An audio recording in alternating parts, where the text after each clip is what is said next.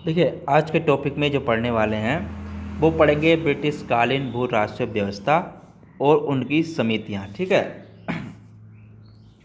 तो शुरुआत करने से पहले अगर आप चैनल पर नए हैं तो चैनल को लाइक से सब्सक्राइब जरूर कर लें। देखिए, ब्रिटिश कालीन भू राजस्व व्यवस्था जो थी वो आपकी 3 प्रकार से थी। ठीक है, कितने प्रकार से थी? 3 प्रकार से थी। अब इसमें 3 प्रकार से कौन कौन सी थी वो थी आपकी, एक तो था इसमें आपका स्थायी बंदोबस्त या जमींदारी बंदोबस्त। ठीक है, एक था इसमें आपका स्थायी बंदोबस्त, स्थायी बंदोबस्त,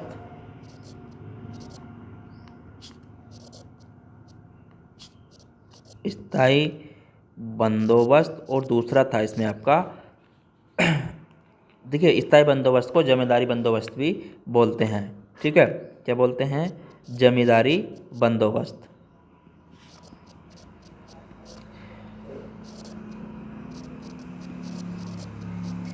बंदोबस्त। दूसरा था रैयतवाड़ी। ठीक है, दूसरा क्या था इसमें आपका? रैयतवाड़ी। रैयतवाड़ी था दूसरा। और तीसरा जो था इसमें आपका व्यवस्था वो थी महालवाड़ी। ठीक है, वो थी आपकी महालवाड़ी व्यवस्था। ठीक है, तो 3 प्रकार से ये जो थी आपकी ब्रिटिश कालीन भू राजस्व व्यवस्था थी। ठीक है, ये जो आपकी थी 1700 स्थायी बंदोबस्त, ये जमींदारी 1793 ईस्वी से। ठीक है, रैयतवाड़ी व्यवस्था आपकी 1820 ईस्वी में स्टार्ट हुई। ठीक है, और महालवाड़ी 1822 ईस्वी में। ठीक है, स्टार्ट हुई 1822 ईस्वी में।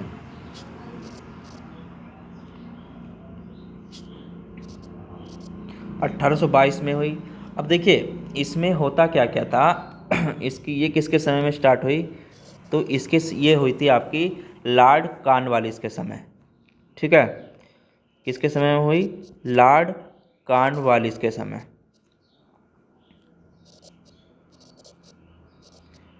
लॉर्ड कॉर्नवालिस के समय ये शुरू हुई। ठीक है, और रैयतवाड़ी व्यवस्था जो शुरू हुई ये हुई आपकी टॉमस मुनरो के समय। ठीक है, टॉमस मुनरो के समय। और महालवाड़ी जो व्यवस्था शुरू हुई ये हुई थी आपकी हाल्ट मैगजी के समय। ठीक है, हाल्ट मैगजी के समय।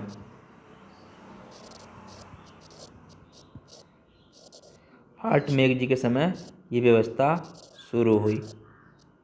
ठीक है, अब इसमें जो राज्य यानी कि जो क्षेत्र था, अगर क्षेत्र की बात करूं तो इसमें क्षेत्र क्या क्या था?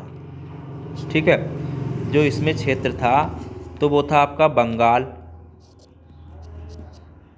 जो जमींदारी व्यवस्था थी उसमें बंगाल था, बिहार था, बंगाल, बिहार, उड़ीसा, उत्तर प्रदेश, बनारस खंड,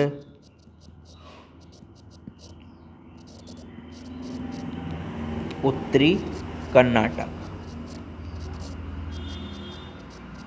ठीक है, तो यहाँ पर ये व्यवस्था थी, यानी कि स्थायी बंदोबस्त और जमींदारी प्रथा यहाँ पर थी। अब जो रैयतवाड़ी व्यवस्था थी वो कहाँ थी? तो ये आपकी जो थी वो आपकी बम्बई,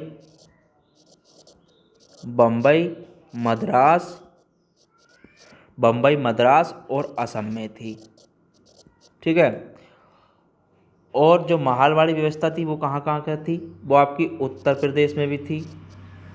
ठीक है, उत्तर प्रदेश, मध्य प्रांत, और पंजाब। ठीक है, ये यहाँ पर महालवाड़ी व्यवस्था थी। देखिए, इसमें क्या होता था अब यहाँ पे बात आती है, इसमें क्या होता था? तो इसमें ब्रिटिश भारत का 19% भूभाग था। ठीक है, कितना था? ब्रिटिश भारत का 19% भूभाग था। ठीक है, ब्रिटिश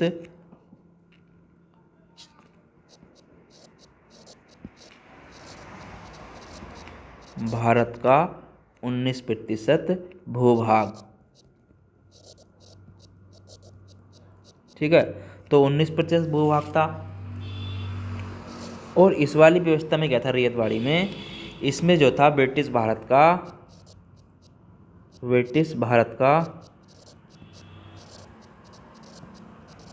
51% भूभाग था। ठीक है, 51% भूभाग था।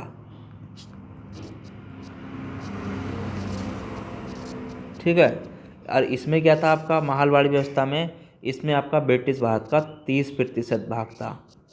ठीक है, ब्रिटिश भारत का 30% भूभाग। ठीक है, इसमें 30% था। अब इसमें होता क्या क्या था, देखिए इसमें होता क्या क्या था, तो इसमें भूमि अधिकृत जमींदारों को होती थी। ठीक है, जो भूमि होती थी वो अधिकृत जो होती थी जमींदार को होती थी। ठीक है, भूमि अधिकृत जमींदार को होती थी, अधिकृत जमींदार को होती थी।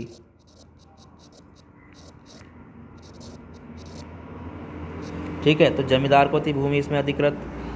और इसमें क्या था, भूमि का मालिक किसान होता था। ठीक है, यहाँ क्या होता था, भूमि का मालिक किसान होता था। भूमि का मालिक इस व्यवस्था में किसान होता था। ठीक है, रैयतवाड़ी व्यवस्था में। लेकिन इस व्यवस्था की बात करूं तो इसमें कौन होता था, जो इसमें होता था वो भूमि पर गांव का अधिकार होता था। ठीक है, भूमि पर गांव का अधिकार। तो यहाँ पर भूमि में गांव का अधिकार होता था महालवाड़ी व्यवस्था में। अब देखिए इसमें जो ब्रिटिश सरकार को राजस्व जिम्मेदारी थी, जो ब्रिटिश सरकार को राजस्व देने की जिम्मेदारी जमींदार की थी। ठीक है, ब्रिटिश सरकार को राजस्व देने की जिम्मेदारी, ब्रिटिश सरकार को राजस्व देने की जिम्मेदारी वो जमींदार की थी। ठीक है,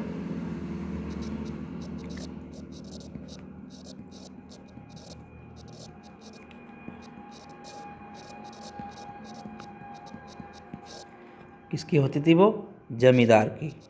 ठीक है, तो जमींदार की यहाँ पर जिम्मेदारी होती थी राजस्व देने की। लेकिन अगर बात करूँ रैयतवाड़ी में, तो इसमें ब्रिटिश सरकार को राजस्व देने की जिम्मेदारी किसान की थी। ठीक है, राजस्व देने की जिम्मेदारी किसकी थी, किसान की।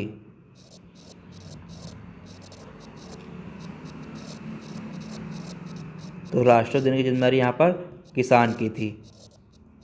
ठीक है, और इसमें जो होती थी राजस्व देने की जिम्मेदारी वो गांव के मुखिया की होती थी। ठीक है, राजस्व की जिम्मेदारी गांव के मुखिया की होती थी। तो यहाँ पर गांव के मुखिया की होती थी।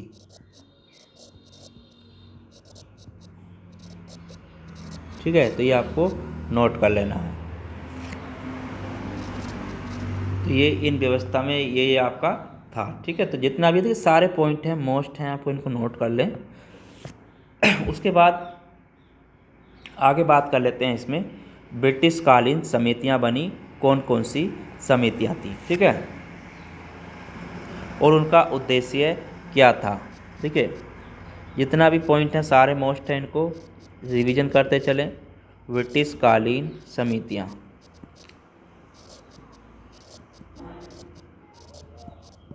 ठीक है, ब्रिटिश कालीन समितियां की बात करूं, कौन कौन सी समिति बनी, उनके अध्यक्ष कौन थे, क्या उद्देश्य था। ठीक है, तो सारे इसमें बात करने वाले। देखिए 1852 में एक समिति बनी, 1852 में, यानी कि आयोग बना।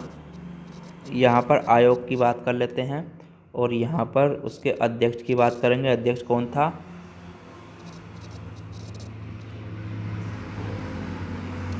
और वायसराय कौन था।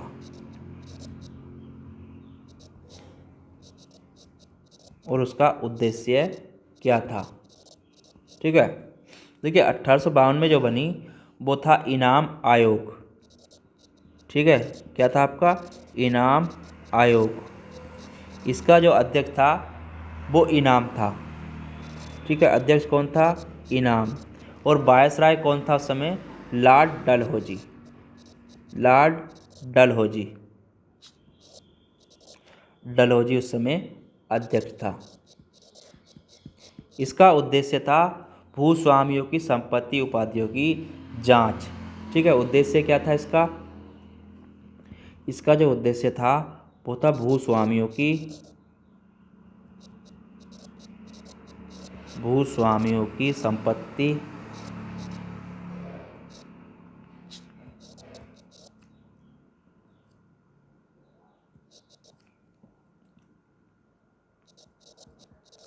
संपत्ति या उपाधियों की जांच। ठीक है, ये इसका उद्देश्य था। उसके बाद 1854 में एक समिति बनी। 1854 में उस आयोग था, उसका नाम था चार्ल्स वुड डिस्पैच। ठीक है, Charles Wood dispatch. Charles Wood dispatch. इसका जो अध्यक्ष था वो था सर चार्ल्स वुड। ठीक है, अध्यक्ष कौन था इसका? Sir Charles Wood.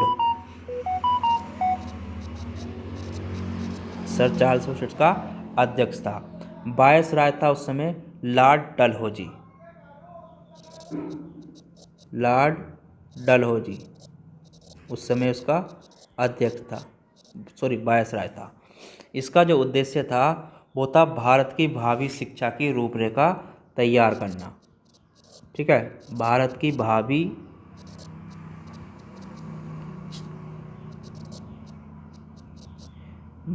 शिक्षा की रूपरेखा तैयार करना।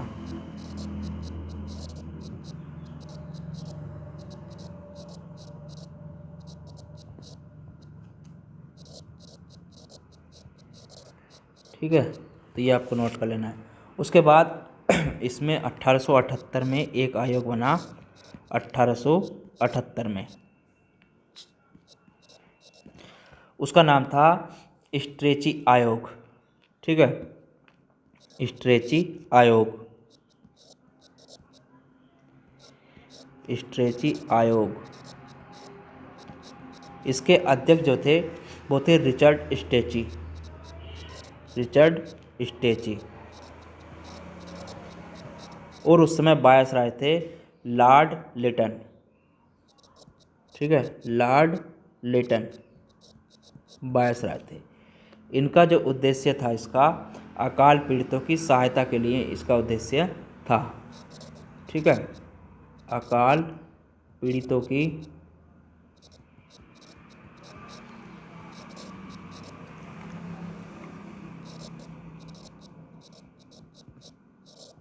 ठीक है, यह अकाल पीड़ितों की सहायता के लिए बनाया गया था। उसके बाद 1882 में 1882 में बनाया हंटर आयोग। ठीक है, हंटर आयोग।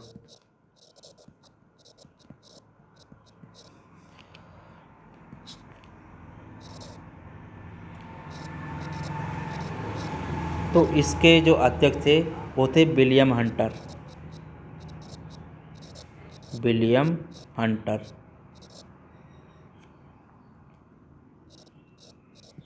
उस समय वायसराय थे लॉर्ड रिपन। ठीक है, लॉर्ड रिपन। इसका जो उद्देश्य था वो था शिक्षा की प्रगति के पुनर्वलोकन के लिए। ठीक है, शिक्षा की प्रगति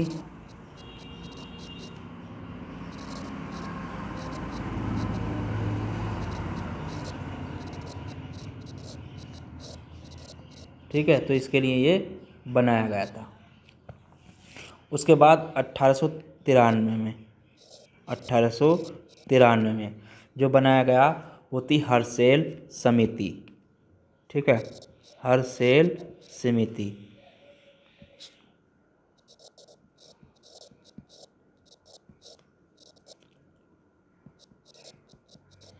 हर्षेल समिति के जो अध्यक्ष थे वो थे हर्षेल। ठीक है, हर्षेल इसके अध्यक्ष थे। उस समय वायसराय थे लॉर्ड लेंसडाउन। ठीक है, लॉर्ड लेंसडाउन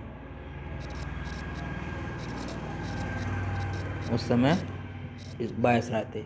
इस समिति का जो उद्देश्य था वो था टकसाल संबंधी सुझाव देने के लिए। ठीक है, टकसाल संबंधी सुझाव देने के लिए।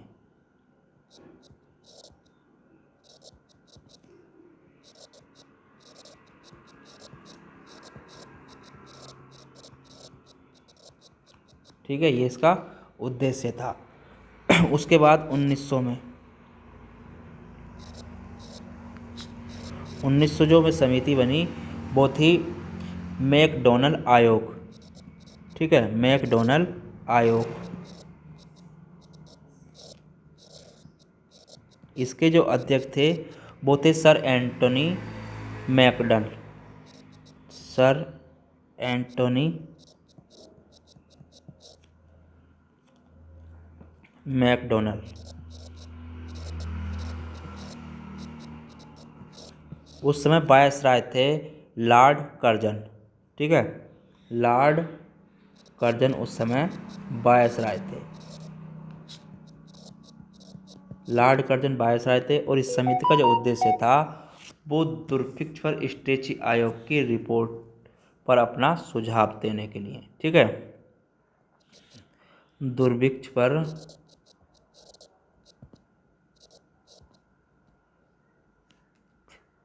स्ट्रेची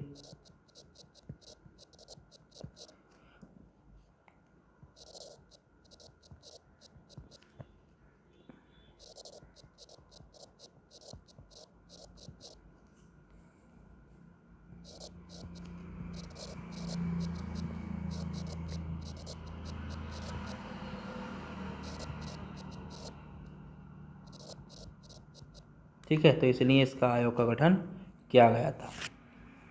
उसके बाद 1901 में बना आपका सर वेल्विन स्कॉट मानक्रिक आयोग। मानक्रिक आयोग। मानक्रिक आयोग। तो इसके जो अध्यक्ष थे वो थे सर वेल्विन स्कॉट मानक्रिक। ठीक है, सर वेल्विन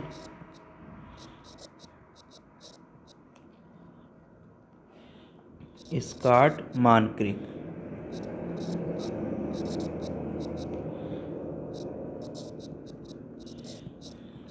और वायसराय जो थे उस समय लॉर्ड कर्जन ही थे। ठीक है, लॉर्ड कर्जन उस समय वायसराय थे। इसका जो उद्देश्य था वो सिंचाई योजना के लिए था। ठीक है, सिंचाई योजना के लिए।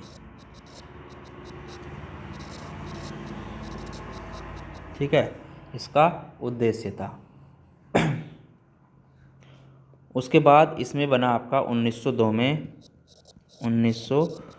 में वो बना आपका फ्रेंचर आयोग। ठीक है, फ्रेंचर आयोग। इसके जो अध्यक्ष थे वो थे सर डब्ल्यू फ्रेजर। ठीक है,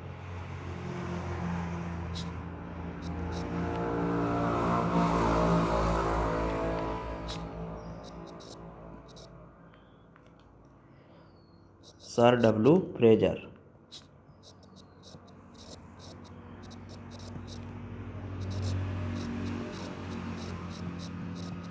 और इस समय जो वायसराय थे वो थे लॉर्ड कर्जन। वायसराय थे लॉर्ड कर्जन। ठीक है, इसका जो उद्देश्य था वो था पुलिस प्रशासन की कार्य पद्धति की जांच करना। ठीक है, पुलिस प्रशासन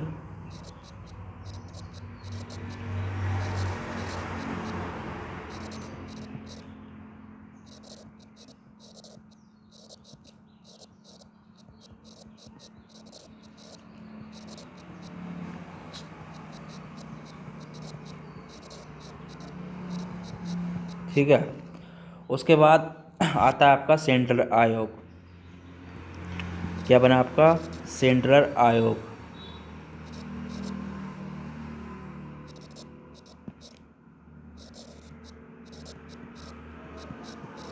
इसके जो अध्यक्ष थे वो थे माइकल सैंडलर। ठीक है, माइकल सैंडलर।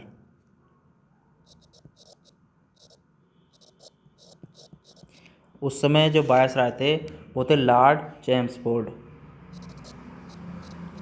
Lord Chelmsford.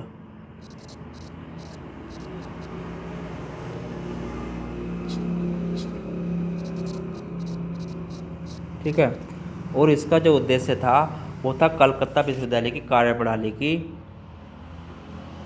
ठीक है, ये सेंट्रल आयोग जो बना था आपका 1917 में बना था। ठीक है, कब बना था? 1917 में। इसका जो उद्देश्य था वो था कलकत्ता विश्वविद्यालय की कार्यप्रणाली और उनके दोषों की जांच के लिए गठित। ठीक है, कलकत्ता विश्वविद्यालय।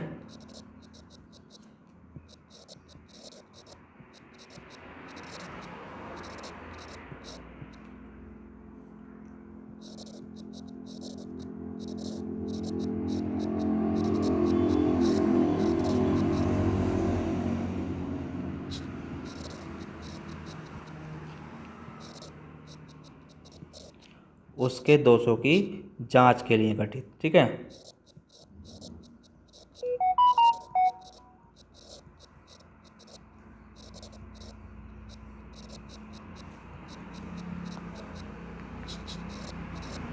ठीक है, उसके लिए गठित था यह। उसके बाद इसमें आती है बटलर समिति 1927 में।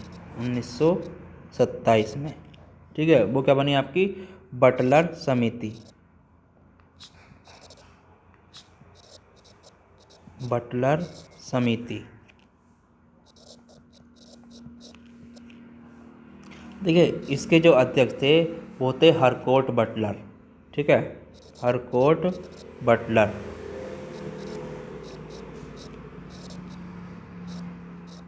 इसके अध्यक्ष थे। उस समय जो वायसराय थे वो थे लॉर्ड इरविन। Lord Irwin. ठीक है, लॉर्ड इरविन अध्यक्ष थे, वो थे वायसराय। और इसका जो उद्देश्य था वो था ब्रिटिश परम सत्ता और देशी राज्यों को अच्छे संबंध स्थापित करने से संबंधित। ठीक है, ब्रिटिश परसंपत्ता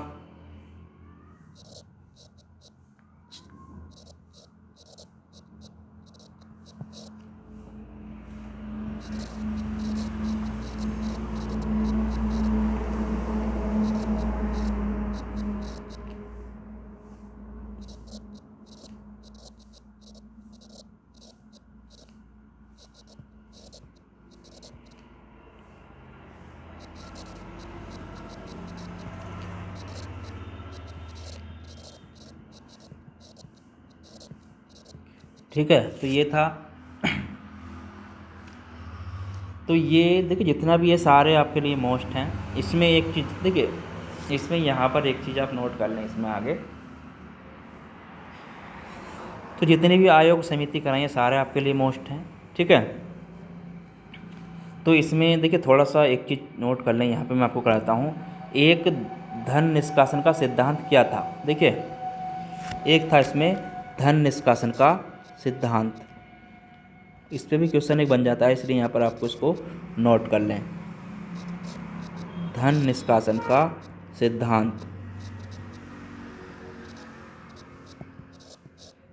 देखिए, धन निष्कासन का सिद्धांत की अगर बात करूँ तो होता क्या है? ठीक है, तो धन निष्कासन का सिद्धांत दो तरीके से था आपका। एक तो था प्रतिपादक। ठीक है, एक तो इसके प्रतिपादक कौन थे? वो थे दादा भाई नौरोजी। ठीक है, प्रतिपादक कौन थे इसके? दादा भाई नौरोजी। दादा भाई नौरोजी।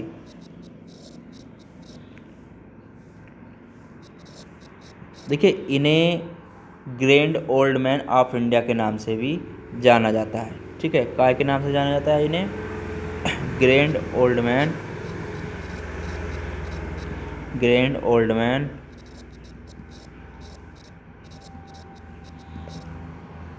ऑफ इंडिया के नाम से भी जाना जाता है। ठीक है,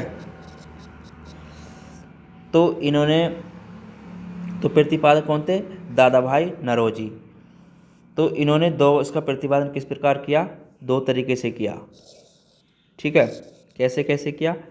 एक तो था इसमें आपका इंग्लैंड डेप टू इंडिया नामक लेख द्वारा किया।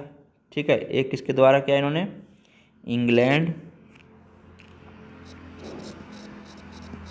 इंग्लैंड डेप्ट टू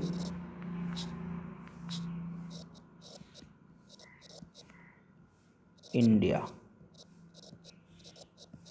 ठीक है, 1800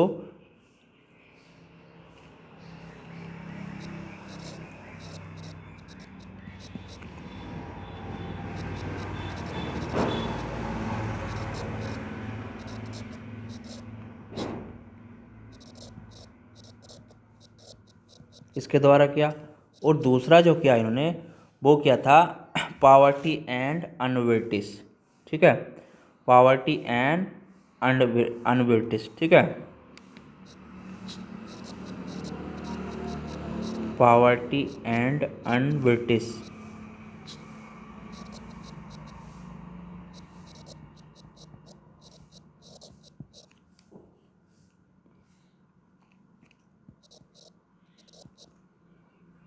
रूल इन इंडिया। तो इस नाम से इन्होंने प्रतिपादक किया 1901 में। ठीक है, 1901 में नामक पुस्तक द्वारा इसका प्रतिपादन इन्होंने किया। ठीक है, तो इस चीज़ को भी आपको नोट कर लेना है। उसके बाद अन्य जो विचारक थे इसके, प्रतिपादक दादा भाई नौरोजी थे। जो अन्य विचारक थे, अन्य विचारक, तो अन्य जो विचारक थे वो थे इसके रमेश चंद्र दत्त। ठीक है, रमेश चंद्र दत्त इसके अन्य विचारक थे। इन्होंने जो प्रतिपादन किया इसका, इनकी पुस्तक थी इकोनॉमिक हिस्ट्री ऑफ इंडिया नामक पुस्तक द्वारा। ठीक है, इकोनॉमिक हिस्ट्री ऑफ इंडिया।